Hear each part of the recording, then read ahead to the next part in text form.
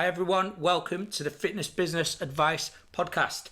This is episode 3 and as always I'm here. My name's Ric Moylan. And I'm Lloyd. I hope you are well. I hope everyone's good.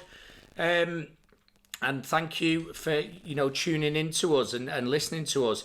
This is, as I've said, is episode 3. Episode 1 and episode 2 has been really well received. Yeah. We've enjoyed it, haven't we? Yeah, absolutely. Yeah. Yeah, and the feedback's been great. Mm-hmm. So we thought we'd carry it on, and here we are. Mm-hmm. Do you want to say what we're going to talk about? The format today is going to slightly change a little bit.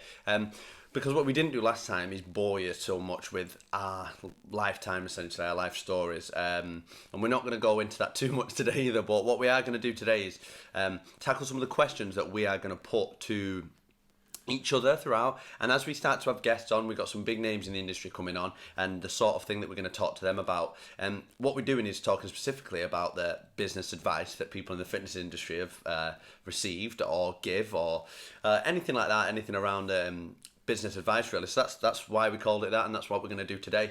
So we've got a few questions that me and Ric are going to answer today. We're going to ask and answer, obviously, and you're just going to listen to our thoughts and opinions on some of the best and worst advice I've ever heard in the fitness industry. Yeah, I mean we've come up with 3 questions today, haven't we? That we're both going to answer.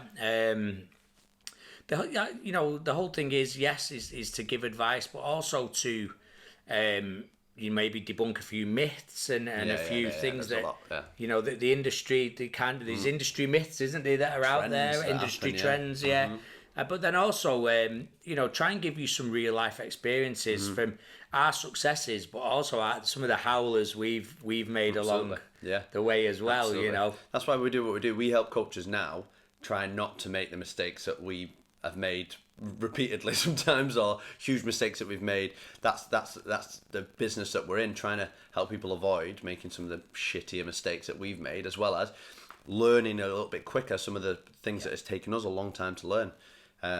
So that's what we're going to get into. Yeah, I mean, I kind of often say, I'll joke about it and say, I'm qualified to talk to the guys that I talk to because I'm old. And Lloyd's not old, but it's certainly old to some people. In terms of our experience age, obviously there's in your journey of learning there is things that you can learn from academic study and things that you can pick up in courses and all that kind of stuff. But certainly in terms of business, there is a large element that only experience can teach you. Well, look, the perfect example of that is that Ric's studied for years, worked his way through uni, got a master's. He mentions it here and there. Got a master's in strength conditioning. Once or twice, yeah. I dropped out of college, and I've not done any education since, really. I'd got a level 3 in college and then left, and that was it. I've done a few kettlebell courses and things like that in between, but studying and worrying about science and anything like that just really isn't up my street. But when it comes to practical business knowledge, it's something I've learned along the way, and something I now try and help people with for that same reason. I mean, I think it might have been in episode 1 or 2. We'll lose our way. We'll lose our way. But where I kind of said that me and Lloyd, we work well together. We've got a lot of similarities in terms of what we do, but equally we don't always agree. We've in terms of our background as PTs, in terms of our background in our personal lives, there's certain areas we've walked the same path, but then there's other areas like Lloyd mentioned, in terms of studying and all that kind of, we've walked a very different path, and we're not here to kiss each other's arse and play lip service to each other. There's things that we have a differing view on, so... Well, this is some of the stuff we're going to go over and over again in this podcast as it moves forward, is that it doesn't matter. Results matter. Yep. We're in a results industry. Any business is a results industry, okay? So if we were just talking about it, a guy who we help with his business and we coach a little bit, he started a different branch of his business. And when he started, I was like, what are you doing? I don't think it's a good idea at all. But now it's selling out and he's making money. So proved wrong. I'm fine with that. I got no problem with somebody proving me wrong on something that I didn't think was a good idea. Because if he knows the market and he's got rationale behind it, then it's up to him to make the decision. And he has, and it's working. So we're not here to then tell him that he's still wrong. Like, he's just proved me wrong. That's it. We can move on. And the same business principles are in place, but it was something that I didn't necessarily think would work. But it doesn't matter. The personal opinion can't come into it when it's business. It has to stay as a business decision. Yeah, it's not about our ego, is it, or anybody's ego, or like Lloyd says, being right all the time. It's about results, and we get into business to make some money and to achieve some results, and that is fundamentally it. And without going off on a tangent too much, we have people whereby we help them with their brand and their branding and so forth, and we don't always like that. But, in terms of the branding they create and all that kind of stuff, we don't always like it. But if they're bringing clients in, they're making money, etc. And it works, we're happy. You don't have to like everything. I don't like logos for, Adidas, but it doesn't matter. Like, they're making billions. They're not bothered about my opinion on the logo. And they went on, but they moved on with it. Like, you've got to take these lessons. Business isn't personal. And as much as, especially coaches like to try and treat it like it is, it's not. If it's going to be a business, it's not. Yeah. You can have the best business in the world, but if you've got no clients, you've not got the best business in the world. Yeah, absolutely. It's as simple as that. Yeah. So... So, should we get going? Should we get going then? Yeah. So go first, yeah? Yeah. Let's do it. So question number one, Ric's going to answer first. Question number one is, what's the best piece of business advice that you've ever been given for your fitness business? The best piece of advice, I mean, before we started recording, we've actually talked about this. A little bit about it. And there's a ton of, you get good advice all the time, and there's an irony. Which ones you listen to? Yeah. There's an irony that bad advice is good advice as well, isn't it? But anyway, I think probably the best piece of advice I've been given early on, and it's irrelevant of what stage you're at actually, is all about money management, and it was quite simple. It was to have more than one bank account, and to set yourself up as a business, so that when your revenue, i.e. whether you're a personal trainer selling packages, not fucking selling hours, but anyway, whether you're selling as a PT or selling boot camps or whatever your business is, the revenue goes into a business bank account, and that business bank account has enough revenue to pay your personal account a wage every month. And pay the business expenses. The tax, especially. Especially the tax, more than anything, the tax. Maybe that's something we'll go deeper in. We'll definitely do a bit more detail on that. Yeah, so I think that for me was the best piece of advice, that for every £10 I earn, it wasn't my £10. It wasn't your money, It belonged to the business, and the business had money for tax, and then paid me a wage at the end of every month. Yeah, that's really good. So if you're not doing that, then that's one thing you should be putting in place. How about yourself? For me, right. So the best piece of advice I got given early on, like many PTs when I was young, I found it really hard to ask people for money. So I love to train people, and I thought I knew what I was doing, and I was really enthusiastic. But when it came to asking somebody for 30, I can't remember what it was at the time. It was set, 'cause I worked for Virgin Active, and they set the prices. I didn't get a choice. I think it was $37.50 at the time, and I'd never earned anywhere near that an hour. So asking for somebody that sort of money, it was a lot of money to me. It felt really awkward, and I crumbled in the consultation, in the sale, by asking for money. And there was a coach there at the time, his name's Joe Waters. I don't know his Instagram handle or nothing anymore. If I could, I'd shout him out. He moved to Australia when I was about 20, 21. But he helped me through. He was a really good guy, like a really nice guy. And he put it in a really good metaphor of Star Wars. I don't know if you're a Star Wars. I know you. I am. I know Rick is there, but I don't use that. So he talked about the Jedi and the Sith, and he was explaining it to me and Sky as well, my best mate. We were trainers at the time. But that was an interesting conversation. And he was explaining that the Jedi do things for the right and for the good, but they still control your mind. And the Sith do things for the evil, but control your mind, but will make you do bad things. And that's a bad salesman is somebody trying to trick you into doing something, and a good salesman is trying to guide you into the right path. And it sounds dead silly when I do it now, but what it got us thinking about was that you're trying to help people, and helping them make the right decision on buying something can help them invest in themselves, and as long as you deliver the value, that it's a good thing for everybody. If you're trying to guide them into the right path, then you're doing the good thing. And so to stop getting worried about it, you're not trying to, because what we did is, me and Sky especially, we were reading sales books, So we'd read sales books that were meant for insurers, salesmen and shit like that, because PT advice didn't exist then. So we were reading sales books on other stuff, and it was all about handling objections. And you ever get taught this cross trick thing where you put the price in one corner because minds go to this corner? So we were trying to trick people into buying PT, when what we needed to be doing is trying to get to know them and understand them and help them and guide them into the right path. And although it came from the Star Wars metaphor, that's what it ended up being. And we talked a lot about it. Me and Joe used to get on really, really well. We went out and everything.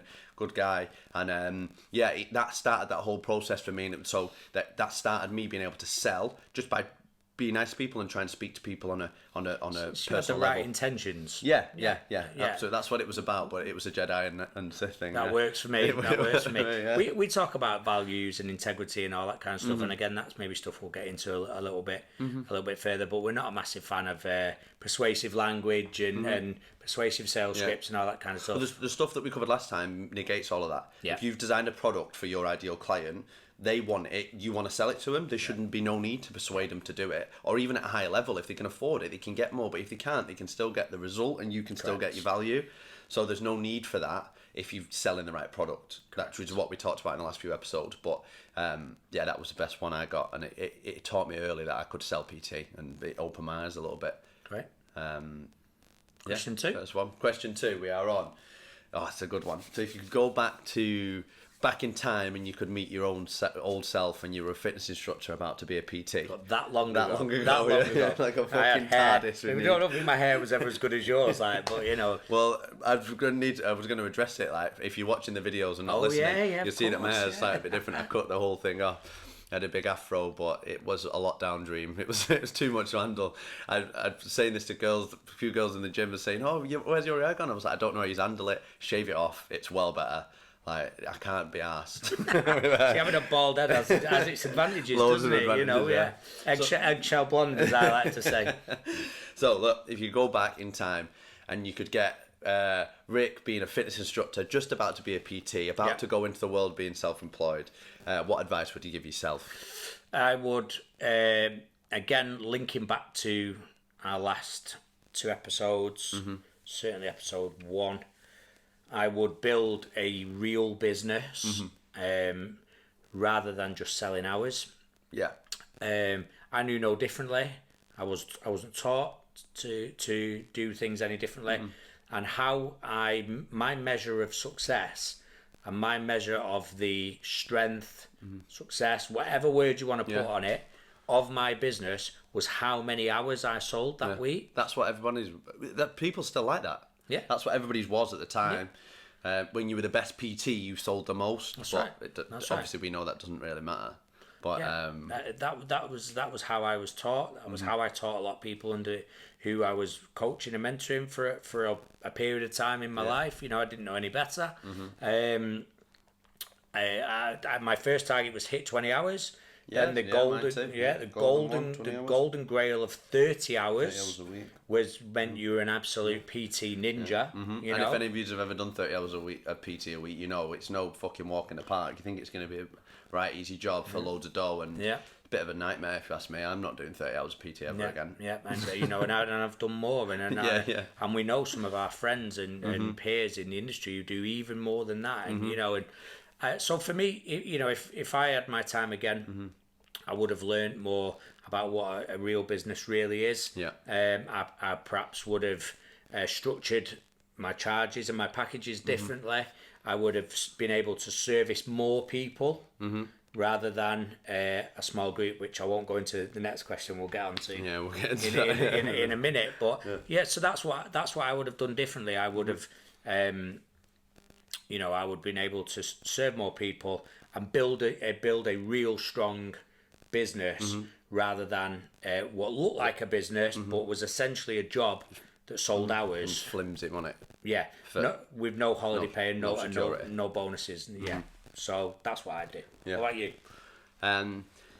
Mine for this one, if I could go back now and fitness instructor and give myself some advice, it would be to, and it sounds really shit and cliche because people use it all the time in a really bad way, it would just be to work harder.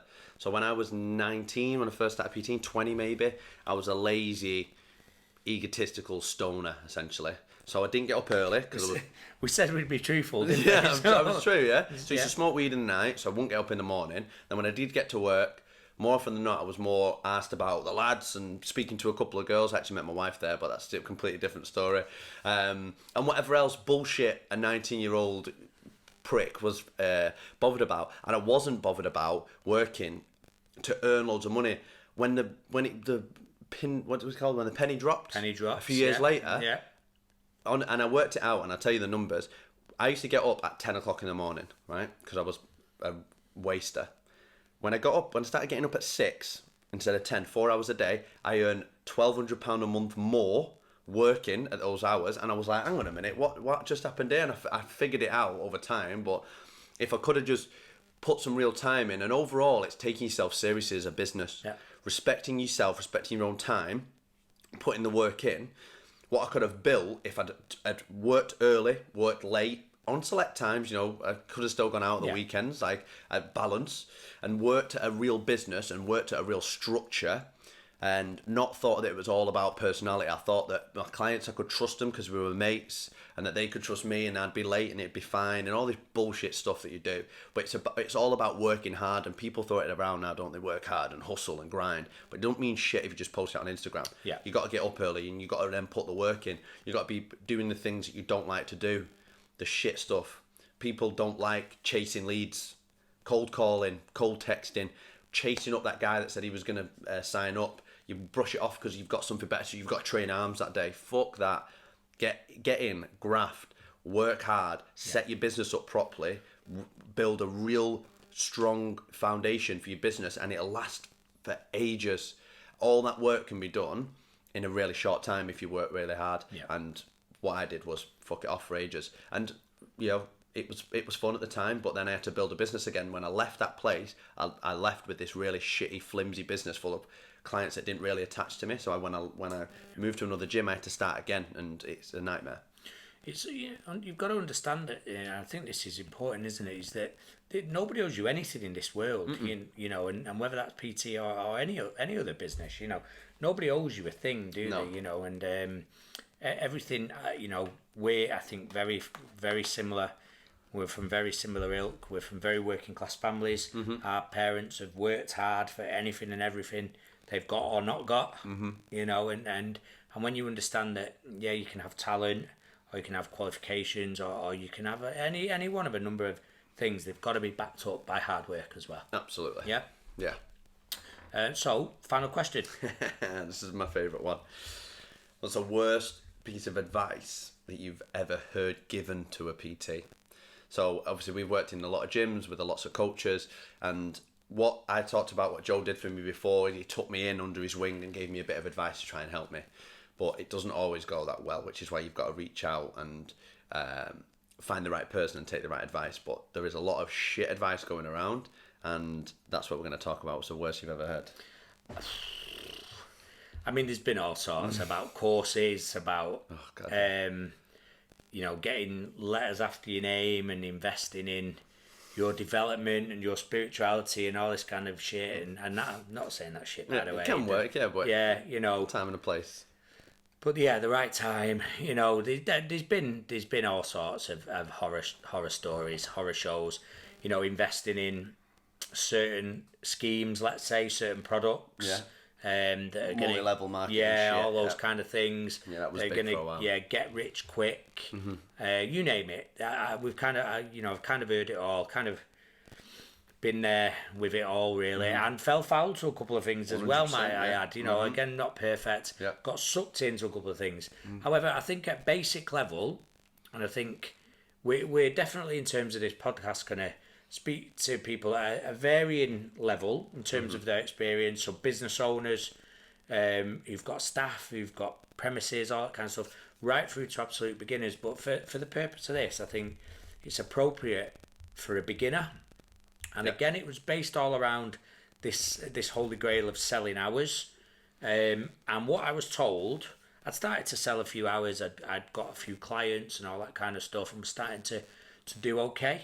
And what I was told was that I should only sell 3 times a week programs to my clients. So I was charging about £40 at the time, £40 a session, and I was told that I should only sell 3 times a week, £120 a week per client. Yep. And that was 20 years ago nearly. Fair amount of cash. A lot of cash. And if anybody wanted 2 sessions a week or 1 session a week, I should fuck them off because I couldn't get them results. So it was 3 times a week only. So therefore, my target was 10 clients 3 times a week. And I was like, oh, that sounds easy. Yep. Forgetting that 30 hours with 30 clients is same as 30 hours with 10 clients, you know, because that's fucking rocket science, isn't it? And I did it, and I went for it. And sure enough, a few weeks later, I lost 2 clients, 24 paying hours a month at £40, which is nearly £1,000 in revenue, just like that. Yeah, drops easy. Just like that. As a beginner, it was one of the worst pieces of advice I've ever been given, was to have 10 clients 3 times a week. There was no flexibility, no safety in my business, and if I lost someone, it really hurt. And it hits your ego, you emotionally. It's tough when you lose clients anyway, when you leave, but when your money takes a big dive like that, and if you're a coach now, you have been through it, and if you're not, then you might get there, and hopefully not, because you're going to get some good advice from us, but it happens. And you know, a client who pays you a couple of £100 a month leaves, and then the next month and the next one who pays double that leaves, and your money's just gone boom, boom, boom, and if you're not working to it, it's nothing lasts forever, right? No, common sense would tell you that, you know, this is you know, 2001 or whatever it was. This was a long time ago. So £120 a week back then is like double, you know, probably more than double what it's worth now. So the person with the kind of net worth who can afford that, the reality is, I'm based in Manchester, like Lloyd is, you know, they get transferred to London or to Barcelona or to, you know, sometimes it just wasn't my fault. But if we talk about, you know, the facts and results, you know, we can only measure the results and success of our business, yes, of course, on the results of our clients, but a business has to make money. Well, this is what we were talking about last time. It's building that foundation of products that can deliver on any level. If you've got somebody paying for 3 a week, but you can break them down onto your, say, online package that's £100 a month, then you can, and you've already got 10 people on that bit that takes up very little time. If you're not selling hours, then this security is longer lasting, as well as then building long-term products. But we can talk about this sort of stuff all day. We've been over all that, but yeah, that's the specific danger of selling hourly PT, which is what we talked about last time. And at one point, that was the advice to give. That was one of the leading PT companies in the country telling all the PTs to do that. It's scary because it's a fast way to lose money. Yeah, well, yeah. There's nothing more certain. But what about yourself? So this wasn't given to me. In fact, I think he did give it to me. I'm not going to name anybody. A coach that I work with. He had another coach, a younger coach. So one had been doing it for a while. One had just started fresh. I hired this coach. The young guy? The young person. Sorry? Guy or girl. So this young person had never been a PT before. I did the interview and we hired him. I'm going to say him. They're both him. It's too late now. Yeah. I can't keep this up anyway. I'm trying to keep this fucking thing up. I'm trying so hard not to say names, so I can't keep it up. Right, they were both guys. So we hired this lad. He'd never been a PT before. Fresh, off the course, really enthusiastic, really nice guy. But all those things set you up to not be a very good salesman, okay? So he was struggling with sales, he was struggling connecting with clients. This older, more veteran personal trainer gave him the advice to start writing blogs. So I not caught him, but like just saw him and was like, oh, what's going on? And he was sat at a table writing a blog about insulin sensitivity, okay? When there's a gym full of people. And there was 4,000 members in this gym, walking in and out the doors, and he's got his head in his laptop. And my bit of advice for him at the time was, what are you doing? Writing this, shut that laptop and go and talk to people, because your money's out there. It's not going to be on your blog. there's a whole list of things with that. No one's looking at your blog. No one wants to hear about insulin sensitivity. Yeah. Nobody steps foot in a gym and goes, I need to sort my insulin sensitivity out. Nobody knows what it is. They don't give a fuck. Yeah. If it's a method that you use, that's fine. And if you understand it, I don't know shit about insulin. If you know what it is and know how to use it and know how to work on it, that's fine. But nobody wants to hear that. What they want to hear is you're going to make them lose weight. Yep. And if you do it by that process, that's fine, and you can explain that to them a later date. But that's not something that's going to attract clients. Number one. Number two, spending time writing a fucking blog to nobody when there's 100 people that you could be talking to who want to lose weight. No one knows who you are. Yeah, no one even knows your name. You don't know their name, so they're not going to buy it for you because you've written a blog about something they don't care. Even if they do care about it, who reads blogs? When was the last time you read a blog? Well, I mean, historically, I've written on my old blog, 75, 80 articles. I occasionally write something just to update it. But the reality is that historically, I've got blog posts that have been read thousands and thousands of times and have thousands and thousands of shares and have brought revenue historically. So be clear, that was when I already had clients and a bit of a reputation. Now, nobody reads blogs. Well, look, Nobody reads blogs. I'm 31, 32. I've read 2 blogs in my life, and none of them inspired me to do anything. Yeah. One of them was Ric's because it was about something that I liked. It was about creating punch power, and I was kind of interested in it, and I read it, and it was good. But that was it. I moved on.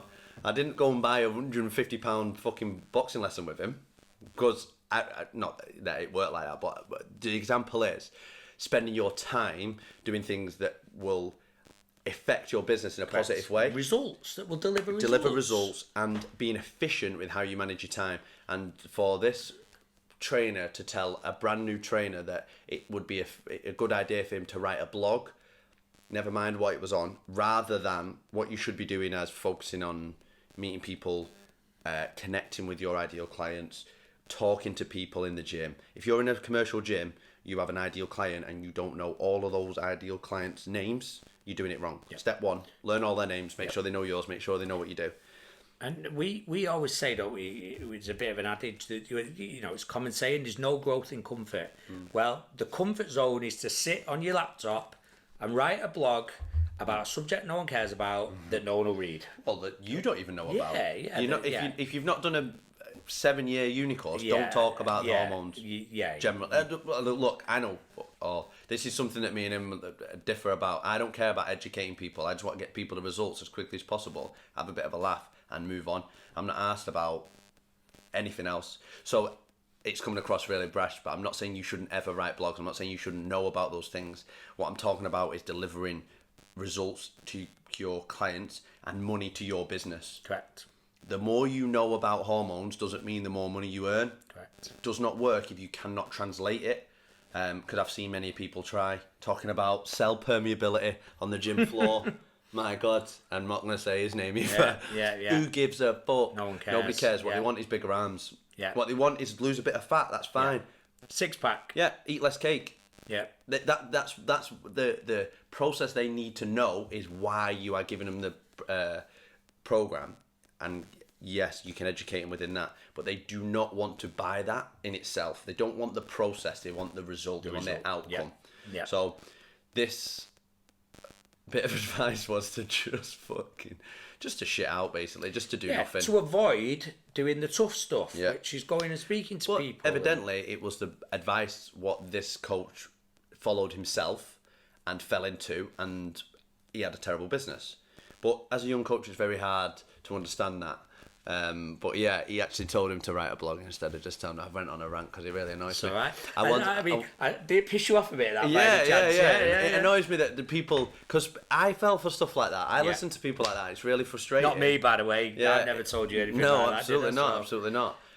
It's really tough. But I'll tell you a good one. I did once hear a PT tell a girl in the gym, I think he was a fitness instructor, to not stretch because it's a waste of time.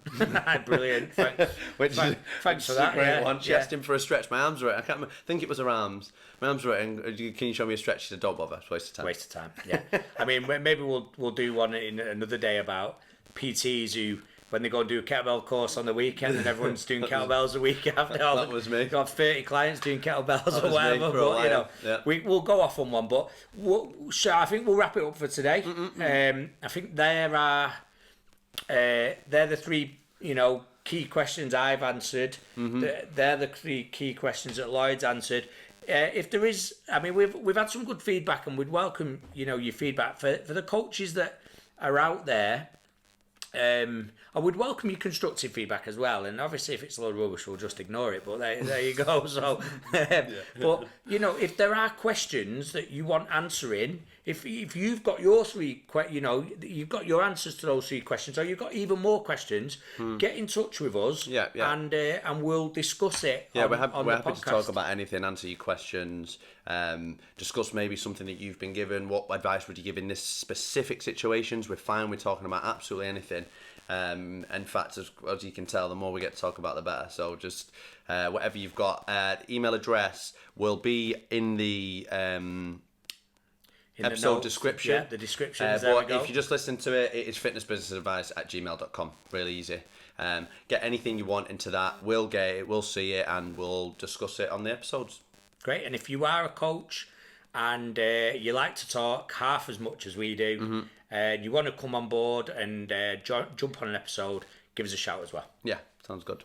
Great. Cool. That's it, and we'll see you next time. See you next time.